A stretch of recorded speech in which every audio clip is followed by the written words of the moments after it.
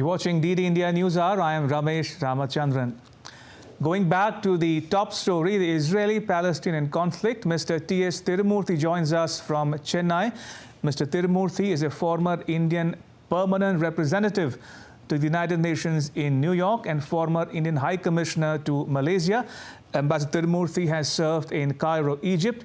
He has a distinction of being the first representative of India to the Palestinian Authority in Gaza from 1996 to 1998. Ambassador Tirumurti, welcome to DD India News Hour. Now, you spent 2 years in Gaza. What is life like in Gaza, and what are the implications of a potential Israeli incursion or ground assault on Gaza? No, thank you once again for having me in your program, Ramesh. After the terror attack, Israel is very clear that they want to dismantle the Hamas infrastructure, and they had to go into Gaza for that. And that has been part of their calculation. And the second is, of course, freeing the Israeli hostages. But even before we talk about ground assault, I think Israel's aerial bombing has already killed more than 5,000 civilians in Gaza. And if you actually look at Ukraine, in 20 months, more than 9,500 civilians have been killed. But it's not even 20 days. And you have 5,000 lives, Palestinian lives lost in Gaza. So there is a human disaster which is unfolding. And in addition to that, they have already suffered collective blockade. There has been a gradual dehumanization of the Palestinians taking place by equating them with Hamas and other things. And there has been mass displacement. So when you talk about a ground operation, I think it's going to be more of the same. A lot of things are already happening, and it's going to be more of the same. I was just struck by what the former Prime Minister of Israel, Ehud Barak, had mentioned to Mr. Fareed Zakaria just a couple of days ago. And he mentioned there are some constraints in the Gaza operation. The first one he mentioned, of course, which you know are hostages. The second is he mentioned about potential violations of international law, which needs to be kept in mind. The third he mentioned is about erosion of international support once the civilian casualties mount. The fourth, he talked about this spreading to the region. And I think he mentioned about Hezbollah in that context. And finally, he said, if everything going, maybe for several months, but then finally, whom are you going to pass this on to after you go into Gaza and you cleanse it potentially?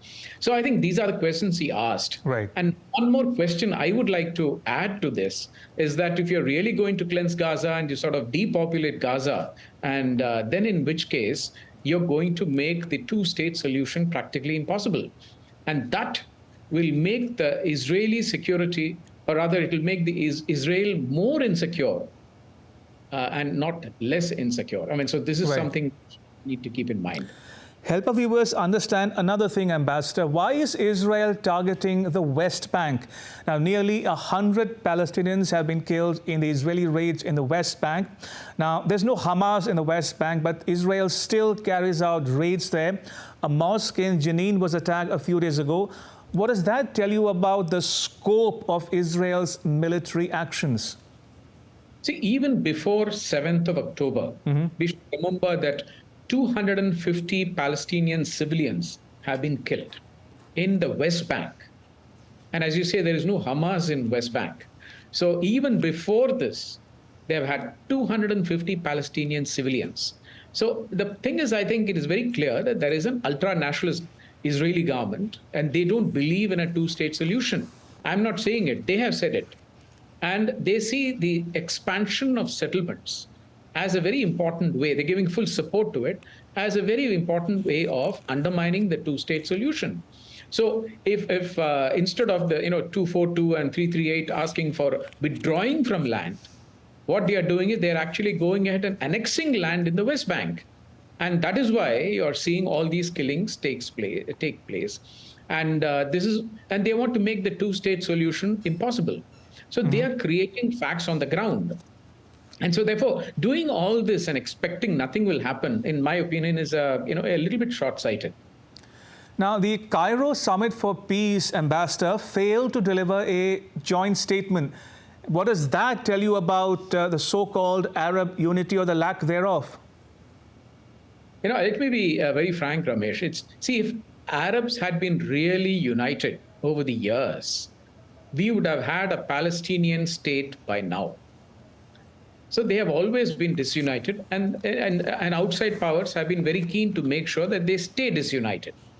So I think, for example, you had the Camp David Accord, you have Egypt and, there are approximately Egypt and Israel, and they had a self-rule provision. The Oslo, it talked about self-rule for the Palestinians, and nothing has happened. And now you have the normalization, the Abraham Accords with UAE and others, then your Saudi was moving towards it. And once again, they have some sort of a footnote about the Palestinian cause. But the problem is, all this has resulted in the Palestinian cause becoming a footnote of history, not just footnote of agreements. So I think that is the real danger you have. So now why are these, the Arab world coming together? Because they have been pushed. They have been pushed down. Now they are reacting to it. And you've seen what is happening on the streets. So therefore, they feel that there should be something which they need to do. So true Arab unity on this, I think they will come only when they realize that Palestinian issue is important for their own security and for their own prosperity, not just for them, but also for Israel. Now, so far, Iran has not obliged Israel by directly getting involved in the conflict. What do you make of Tehran's calculus, Ambassador? That's a very important question, Ramesh. So actually, I think a good indicator of where Iran stands is really where Hezbollah is standing right now. They have not substantially enhanced their rockets and others, and they have done their initial firing, and they are keeping the temperature a little bit up, but not substantially. And that probably indicates where Iran is standing. I think Iran itself is facing fairly, strong sanctions, especially after JCPOA and various other things. They are facing pushbacks. And that's why they had this rapprochement also with Saudi Arabia, as you know, in Yemen. And not just Iran, but many Arab countries are now being forced into taking a stronger stand because of what is happening on their streets. So my feeling is that so far they want to contain it, not just Iran, but the entire Arab world. But if the ground offensive and the prolongation of the war, and of course the exponential increase in civilian casualties, even now it is unacceptably high.